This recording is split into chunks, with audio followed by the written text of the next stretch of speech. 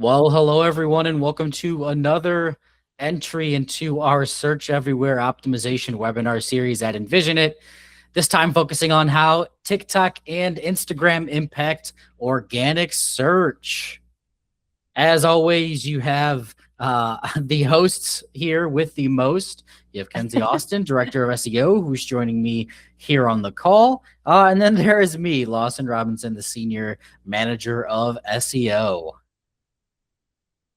As we've discussed before, this is our fourth entry, so we're almost kind of nearing the end here. A lot of great information in these webinars, and next time we get together, we'll be focused on the Google Business Profile and local search, but you can also check out the Envisionit website. We've got videos on demand on our YouTube as well, so you can take a good look there. And you can also send us questions. So we'll have a nice little email at the end.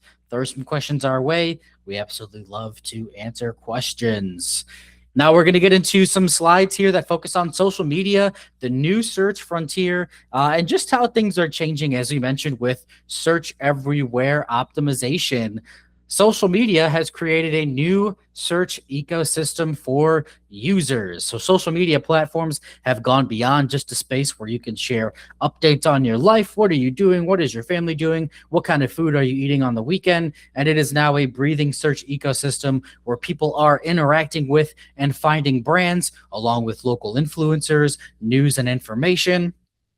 Some platforms like Instagram, which you'll see on the right-hand side, are now delivering a legitimate search layout where Meta AI is giving information that's kind of put together with text, and it's also then coupled with posts from brands and users alike, so you're getting a more thorough search experience on these platforms. And now true organic visibility is going beyond just Google, and is thinking about search everywhere across social media as just an example.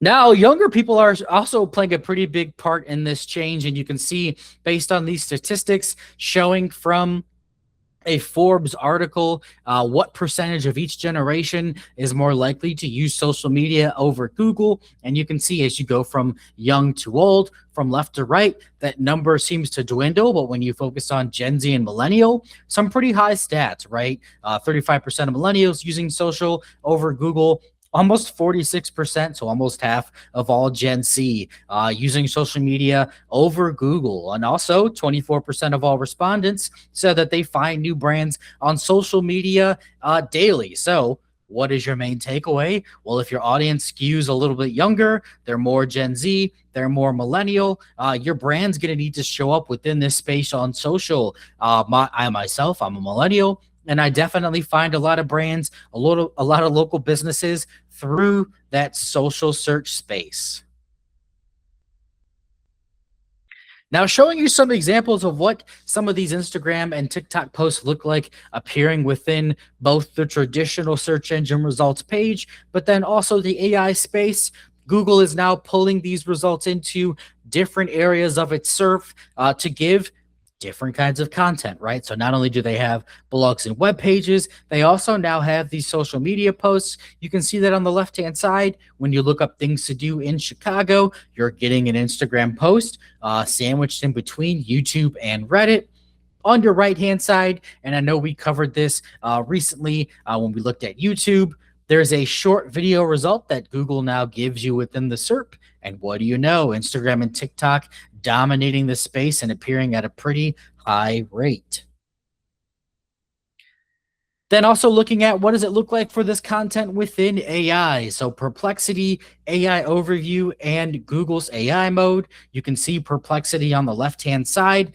When you ask what are some good deals on hotels in Chicago during Amazon Prime Day, it's giving you information from X on the top, right? So Twitter, and then also Instagram towards the bottom. Then on the right-hand side, you have both in the AI overview space and Google's AI mode, all of this different content, including posts from Instagram, showing up and surfacing within this space. Awesome. Thank you, Lawson. And really, before we move into the specific TikTok, Instagram SEO strategies, we want to give you guys the bottom line, the key takeaways from this upfront section. So really, social media is no longer just a content distribution channel, and it really shouldn't just be looked at like that. It's a powerful search channel, and it really needs to start to be treated like one. So your organic presence now really extends far beyond your website. Users are searching on TikTok, they're searching on Instagram. Google is surfacing that content in its results, like Lawson mentioned, and AI tools are pulling from it to generate their AI generated answers. Secondly, social content is a direct input for AI search. So different LLMs like Google's AI Mode, AI Overviews, ChatGPT, Perplexity, and more, they're all drawing from these social platforms. So a well-optimized presence really helps increase the likelihood of your brand getting surfaced in those responses and getting surfaced in the way that accurately represents your brand. And then lastly, hitting on search everywhere optimization. That really means that you're showing up wherever your audience is searching, not just on traditional Google, but every social platform that has really become part of that modern discovery ecosystem. Definitely want to recommend as well. We kind of showed like the statistics around the different generations and how they're engaging on social over traditional search, but you can definitely take it a step further and look at social platform statistics. So within that millennial or Gen Z audience, what specific social platforms are more popular, whether it's Instagram or TikTok, and really hone in on those social platforms as well. So with that said, I'm going to hand it back over to Lawson. He is going to go through our SEO recommendations for Instagram and TikTok, really focusing on actionable things you guys can start implementing right away. Awesome. Yeah, so we'll get into the meat of our recommendations, and we'll start first here, thinking a little bit broader beyond just what you post and getting into some profile level optimization. So when you think about what's important here, you're going to start with your display name and your username, which do kind of go hand in hand, but important to note and give a little bit of a dissection here. Your display name is going to be one of the most important search signals for both TikTok and Instagram. So you're going to want to make sure you have your brand's name within that space. And then if you have the ability to do so, maybe giving a nice keyword rich descriptor to the right-hand side. You can see here in this example, brand name, bar, Chicago food and events. And that way you can really hit on those primary keywords that your audience is actually searching for. For your username, it's also going to be indexable. It has a little less weight than the display name, but nonetheless, the big key here is going to be consistency. And you'll hear that word a lot, right? But making sure that you have this consistency so when someone sees your username on one platform, they can then spot the same username on another platform and instantly recognize your brand. And last but not least, and we'll pull this over into our next slide, really thinking about your bio. So your bio should balance out brand voice with legitimately discoverable keywords that your audience is looking for. But above all else, you're going to want to lead with your unique value proposition, and you're going to want to do so clearly. So when you look at the right-hand side, both of these examples, the WWE and FIFA World Cup, what do? They get right into what is their UVP. The WWE is going to be showcasing when their shows take place, what's the time, what's the channel, then giving you some websites to click through on. And then when it comes to, on the bottom hand side, the FIFA World Cup, what are they saying? They're announcing themselves as the official FIFA World Cup TikTok account. Then drilling down a little bit deeper, you're going to think about linking. Now, it's not just enough to throw links into your bio. You're really going to want to make sure you do this from a strategic vantage point. So going beyond just including links to your homepage, but thinking about your hub pages, maybe some product pages, event pages, any area of your site that is important, and really getting the opportunity to also push users down your funnel will be pretty important within your bio. You're going to focus on content freshness. So making sure that you're updating this information, whether that's seasonally, whether that's done monthly, is largely going to be up to you. But making sure that that information is refreshed on a pretty consistent basis is going to be pretty important. And last but not least, as I mentioned, you're going to hear this word a lot, thinking about that consistency. So as you're building out your bios and your About Us sections within your different platforms, making sure that there is some synchronicity between them. They are somewhat the same. So again, when a user sees you on Instagram, they then see you on TikTok, they understand this is the same brand, and I recognize them pretty quickly. Now we'll think about some captions. So going beyond your profile level optimizations, when you think about your captions, you're really going to want to lead with your primary keyword and brand name. So thinking about it the similar way that you do your meta titles, right? If you're into SEO, you put your keywords on the front end so they're instantly recognizable. You're going to do the same thing here. You're going to throw your keywords on the front end, making sure that the algorithm sees that quickly. They know what's up, and you're getting all of that value before that information is truncated within the feed.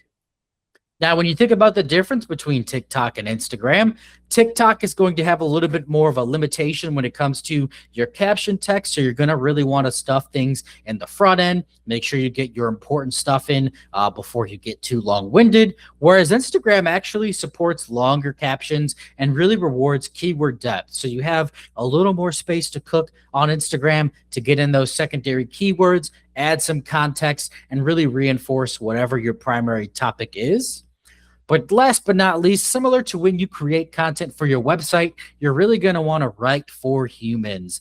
So thinking about what sounds natural, what makes the most sense, as opposed to just stuffing in keywords and potentially coming in robotic. At the end of the day, you want these users to have a positive experience with your social media platform and not feel like you're providing something that is cheap or less than what your brand should be giving them. Now we'll showcase a little bit of a different way to think about how you can optimize your captions, and that's including CTAs, so really prompting interactions and driving user engagement.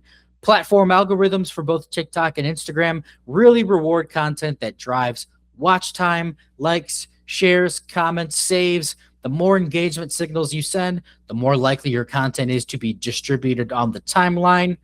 Every single caption should prompt users to engage with a specific action. So what is the most contextually relevant action that someone can take, and how does it line up with that post? That's going to be your best way to drive that engagement.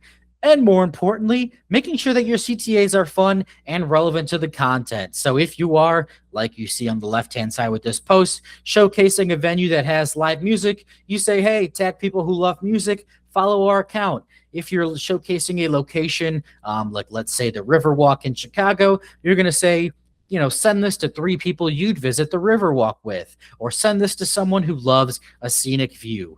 Keeping it fun, keeping it brief, and making sure that you're telling someone what to specifically do. I know it sounds kind of silly. People do like to be told what to do, and that's going to boost your engagement rate. Next, we'll think about audio and video, and I'll play a little video here with no audio. But when you think about optimizing your video and audio, really understand that every aspect of your social media posts are going to feed into these ranking factors with the algorithm. So you're going to make sure when you build out your audio that you're putting your primary keywords within the first 3 seconds, kind of like with those captions, putting keywords on the front end. The more that you can get into the beginning, definitely the better. You're going to layer your on-screen text with overlays that mirror your spoken keywords. When you have that audio and captions, the text is going to help reinforce those keywords, reinforce the information of the post. You're also going to be intentional about audio selection. One thing you'll see on both TikTok and Instagram, when someone finds a post that has an audio attached, you can click on that audio. It'll take you to a page that shows other posts with similar audio, right? And you can then find new posts, new brands, new things of that nature. Then you're also going to make sure you add closed captions to every single video. Again, this sounds very simple, but a lot of brands and a lot of social media platforms do miss out on it. Not only does it give it value through accessibility for people who are hard of hearing, it's also going to help provide additional text to index and boost that watch time, which are going to be both important engagement signals for the social media algorithm. And you're also going to lead with your keyword. So instead of prioritizing your brand name, what is the keyword that actually hooks users to watch your video and gets them engaged with your content? Awesome. Now, we do have an exciting development when you think about TikTok. As of April 2026, you can now add and manage keywords to your videos, which is a pretty big deal. If you're familiar with SEO, This is kind of like way back when you could add meta keywords to your web pages. That's kind of become a practice that's a little more historical, not as relevant now, but it's the same kind of idea. So what you should do is suggest keywords that accurately reflect your content and line up with what people are searching. When you think about niche, location specific content, that's going to really help you find the right users.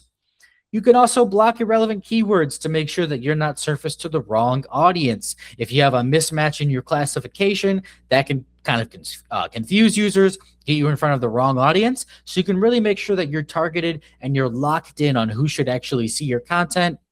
And then think about this space as a bit of an extension of your caption and hashtag strategy. So when you build out those hashtags, when you put those keywords in your caption, make sure you're taking them and also adding them to your keyword space on TikTok. Yeah, I think this is a really exciting update that was just released, like Lawson said, in April, a few months ago. But it's really a step in the right direction for these social platforms to give content creators more strategic room to optimize for visibility across, in platform visibility, but also on AI, on Google search, things like that. So hoping to see more of this across the different social platforms like TikTok and Instagram, and just more capabilities for us to optimize the content even further. Super exciting. So true, so true. Now, when you look at TikTok and Instagram, another great recommendation that we have for you is really using your pin posts as a search optimized storefront. So as you can see on the right-hand side, those top 3 posts, pin posts, they're all sort of saying a different thing. This is where users are going to likely look before they see the rest of your posts. So how can you highlight and use this space as a curated entry point instead of doing what a lot of pages do, which is just highlight high-performing content? You can put content in that directly answers some of the most common search queries, whether that's things to do in Chicago or best restaurants near me, something of that nature.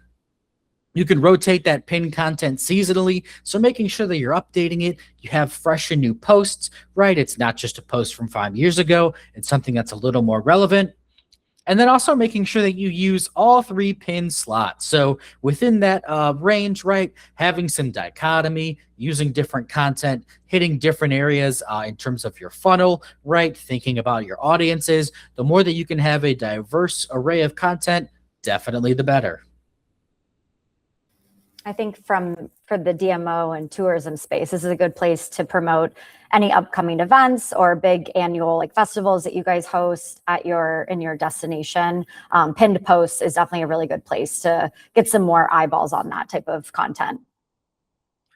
Agreed. Now you can think about using your comment section as a keyword signal. So both TikTok and Instagram will index your comment content, which means that when people reply and comment on your page, that can be indexed. When you reply and comment on your page, that can also be indexed. Responding to comments with keyword forward language that is still natural can be very helpful as opposed to just a generic reply. So instead of saying thanks, say, so glad you loved our Chicago deep dish recommendations. You have the keyword, it sounds natural. Not only do you get the brand reputation from that, you also get some of that indexation value. Seed your own comments early. So when you post something, go into those comments, comment a few times, pin those comments, get people to look deeper within your content. That's a great idea. And then lastly, encourage users to comment. So when you think about that CTA, maybe you ask people for comments and you say something like, tell us your favorite Chicago deep dish restaurant. And then they'll go in and they'll say, my favorite Chicago deep dish restaurant is this place. And now you've doubled up on that keyword value, sending those strong signals to the algorithm. Yeah, and this is, I'll jump in again, sorry, Lawson, but for your second example here around, so glad you loved our Chicago deep dish recommendations. This is also a good place to show some love to your partners. So in the comments, you can tag different Chicago deep dish restaurants, their Instagram handles, their TikTok, and really kind of cross promote different partners that you have within your ecosystem as well. Big true. Now, when we think about alt text, this is one that carries over from SEO. So if you've done SEO before, you're probably familiar with what alt text is. But for those who aren't, AI and search bots, they are one alike in that they are robots. So when they stumble upon an image, they're not going to be able to see what's in it. They're going to need alt text. So not only does alt text help with accessibility, it's also going to help these different bots and crawlers understand what's contained within an image. These AI bots and search engines are going to rely on what you provide in terms of descriptive information.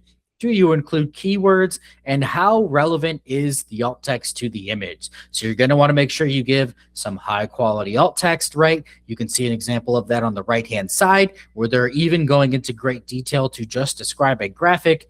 That type of attention to detail definitely matters and can help these different bots not only understand your content, but then source you properly within their platforms. Now, when we think about story highlights, this is a place where you can definitely streamline the user experience. This is something that is unique to Instagram. So when you think about stories, typically they disappear after 24 hours, but you can choose to highlight these stories and add them to your story highlight section, which you can see on the left-hand side. And this is a place where you can, again, get users to interact with your content, get users into these different groupings. But what you'll want to do as a start is you're going to want to make sure that your highlights have descriptive, searchable terms, right? So lean away from branded labels that are a little too clever and think pragmatically. So Chicago restaurants will outperform eats from a discoverability standpoint and thinking about what are people actually searching. You can take a step further and you can organize your highlights around core content themes and the audience intent categories. So on the left-hand side for Olipop, you have Oli Fans, where they highlight different fans, showcasing their drinks. Education, where they provide information on their products. Events, they have their TikToks, and even collabs, right? So what are people looking for? What do they want? And how can you kind of funnel them into more content? And last but not least, you can make sure you update these highlights on the reg to get more new information to your users. I love that Olipop has a specific highlight for their TikTok. It's a really smart way to repurpose content that they're producing on other platforms and really get people interested in both Instagram and their TikTok content. So that's a super smart strategy. Most definitely. Now, when we look at a TikTok specific recommendation, we'll take a look at playlists. So this is going to be, as you imagine, a playlist of videos, kind of similar to the story highlights. What you can do is you can take a bunch of like-minded, similar in nature TikTok videos and bundle them together into a playlist. When you do this, you're going to help audiences find relevant videos faster for a deeper sense of engagement with your content. You'll build out playlists, sort of thinking about your core content themes. What are your audiences interested in? And what are some reoccurring topics? So you can see on the left-hand side for Visit Orlando, they have unique bars, things to do, hotels. And for Visit Las Vegas, 24-hour stays, the Vegas Big Three, and what is must see. The way that this works pragmatically, when someone lands on a TikTok video, if it's a part of a playlist, when they scroll, they can be taken to other videos that are similar. And again, that's going to get you deeper engagement, people watching multiple videos on one visit, and really finding more and more of your content. Next, you'll think about leveraging relationships with celebrities and local influencers with, I think for me personally, the key being local influencers. So when DMOs specifically think about influencer content, and I think this is expanding beyond just DMOs into pretty much every business, influencer content now has to be a part of your core strategy and not a secondary effort. People want human-based content, right? They don't want to feel like they're necessarily getting information from a brand because they think there is a perceived bias. They want to know, what does the local person in my area think and have to say about this product? You can use co-authored posts on Instagram and TikTok. On the right-hand side, Choose Chicago doing a great job of that, where they've collabed with Flow's Favorites and Chicago Explorer for this co-authored content. So not only does it show up on the Choose platform, it also shows up on these other accounts. And again, you're getting some of that influencer love. And then if you can tap into celebrity and cultural moments, that's always awesome. So if someone says, hey, I love this area, I lived here for X amount of years, or when I shot a movie in this area, it was really nice. I loved the food, I loved the people. If you can highlight that, amplify it, get that content onto your social media, let's say it goes viral, that's a huge win for your brand and for your social media platform. Awesome. And then last but not least, thinking a bit about how you can go beyond just your social media. Well, you can do that by integrating content into your website. So when you can embed videos and social media posts on your website pages and blogs, that is a huge win for your website, for your engagement rate, and also connecting the dots for these different platforms in your digital ecosystem. According to a stat from Wistia, people spend 2.6 times longer on pages with videos on them. It's not just a social play, it is a way for someone to land on your page, look at your content, maybe stop for a couple minutes, and really get that engagement rate and time on site humming. What we recommend doing is embedding these social assets right into your blog posts and key landing pages. This is going to make a cross-platform content loop that gives life to every piece you produce. If you're spending money and efforts and resources on these social media posts, why not get the most value out of them as possible? And making sure that every single page has at least one social media asset. Now, you could go beyond that. You could have social media galleries, right? You can use a lot of the modern tools to pull this information into your site. But the more that you can give these proof points to someone where they say, hey, look at all these people enjoying themselves in Chicago, I could do that, the better, right? You're making that human connection. Awesome. And that'll round out our recommendations. So, as we mentioned, if you have any questions that you're dying to get an answer to, you have Kenzie's email here, kenzie.austin@envisionitagency.com. Feel free to send those our way. And you can also check out the QR code here and request your SEO and AI visibility growth assessment. Check it out. We'll get you some good information and show you what you can do to really see some growth within both the organic search and AI space. Awesome. And as always, thank you for your time. We'll be back next week with the local search aspect, thinking about Google Business Profile and even how local search is playing into AI. But until then, we will say so long and bid you farewell. Thank you, guys. We'll catch you next week. Bye, guys. Bye.